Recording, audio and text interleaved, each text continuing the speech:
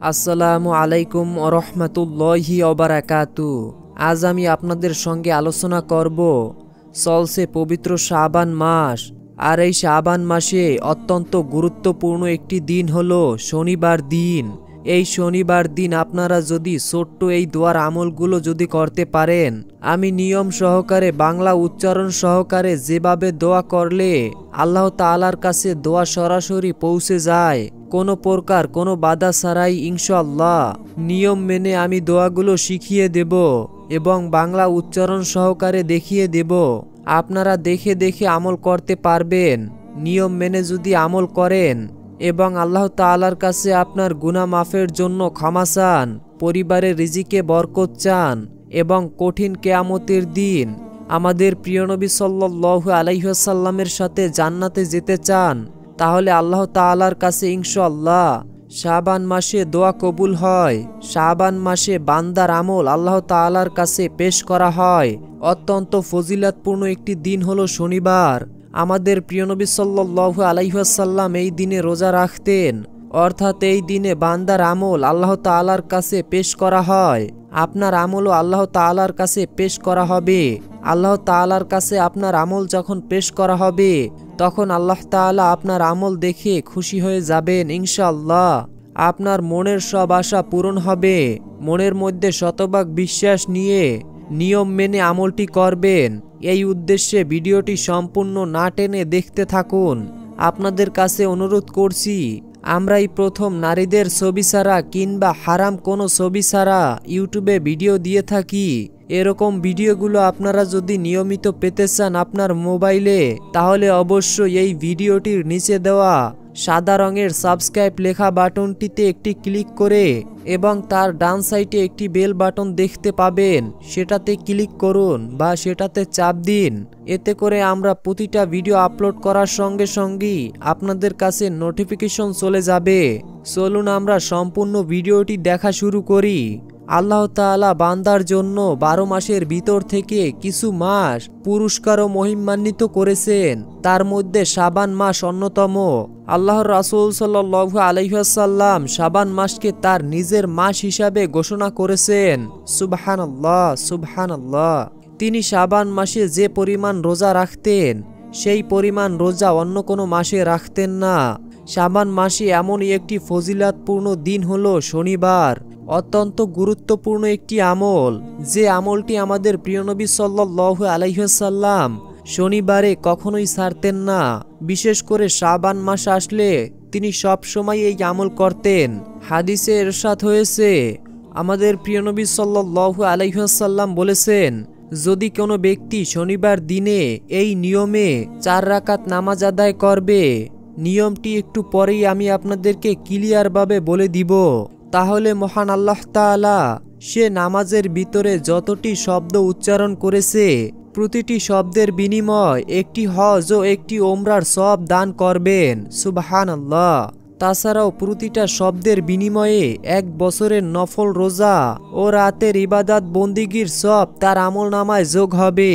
আর এই নিয়মে নামাজ আদায়কারীকে আল্লাহ রব্বুল আলামিন কঠিন হাসরের মাঠে হাজার হাজার মানুষের ভিতর থেকে আল্লাহ তাআলার আরশের ছায়ায় নিয়ে তাকে আশ্রয় দিবেন। সুবহানাল্লাহ। আরেকটি হাদিসে বর্ণিত হয়েছে, আল্লাহর রাসূল সাল্লাল্লাহু আলাইহি ওয়াসাল্লাম বলেছেন, কোন মুমিন যখন সকালে উপনীত হয় কিংবা সন্ধ্যায় উপনীত হয়, তখন যদি সে 3 বার এই দোয়াটি পড়ে, দোয়াটি হচ্ছে আসবাহানা ওয়া আসবাহাল মুলকিল্লাহ, তাহলে মহান আল্লাহ তাআলার কাছে অধিকার হয়ে যায় আল্লাহ তাআলা সেই ব্যক্তিকে সেই কঠিন কিয়ামতের দিন আল্লাহ তাআলা তাকে সন্তুষ্ট করবেন। সুবহানাল্লাহ। এই হাদিস থেকে আমরা জানতে পেরেছি যে যদি কোনো ব্যক্তি সকালে উপনীত হয় এবং সে এই দোয়াটি পাঠ করে, দোয়াটি আপনাদের সুবিধার জন্য আরো একবার বলে দিচ্ছি, আসবাহানা ওয়া আসবাহাল মুলকিল্লাহ। আপনাদের সুবিধার জন্য বাংলা উচ্চারণটি আমি এখন স্ক্রিনে দিয়ে দিচ্ছি, আপনারা দেখে মুখস্থ করে নেবেন, তাহলে তার সারা দিনের কাজ আল্লাহর রহমতের অনুসরণ হবে। আল্লাহ তাআলা তার সকল কাজে বরকত দিবেন। এবং কোনো ব্যক্তি যদি সন্ধ্যাবেলা এই আমলটি করে, অর্থাৎ এই ছোট্ট দোয়াটি 3 বার পাঠ করে, তাহলে সেই ব্যক্তি যদি রাতে যে কোনো কাজই করুক না কেন, সেই কাজের ভিতরে আল্লাহ তাআলা সওয়াব দিবেন এবং তার জীবনের গুনাহ মাফ করে দিবেন। সুবহানাল্লাহ। জুয়াইরিয়া রাদিয়াল্লাহু তাআলা আনহু বর্ণনা করেছেন যে নবী করিম সাল্লাল্লাহু আলাইহি ওয়াসাল্লাম একেবারে ভোরবেলা ফজরের নামাজ পড়ার জন্য তার কাছে বেরিয়ে গেলেন। সেই সময় জুয়াইরিয়া জায়নামাজে ছিলেন। সূর্য অস্তের পরে তিনি ফিরে আসলেন। তখনও জুয়াইরিয়া জায়নামাজে বসা ছিলেন। তিনি বলেন, আমি যাওয়ার পর থেকে তুমি এই অবস্থায় বসে আছো? জুয়াইরিয়া বললেন, হ্যাঁ। নবীজি সাল্লাল্লাহু আলাইহি ওয়াসাল্লাম বললেন, তোমার কাছ থেকে যাওয়ার পর আমি 4টি বাক্যের 3টি দোয়া পড়েছি।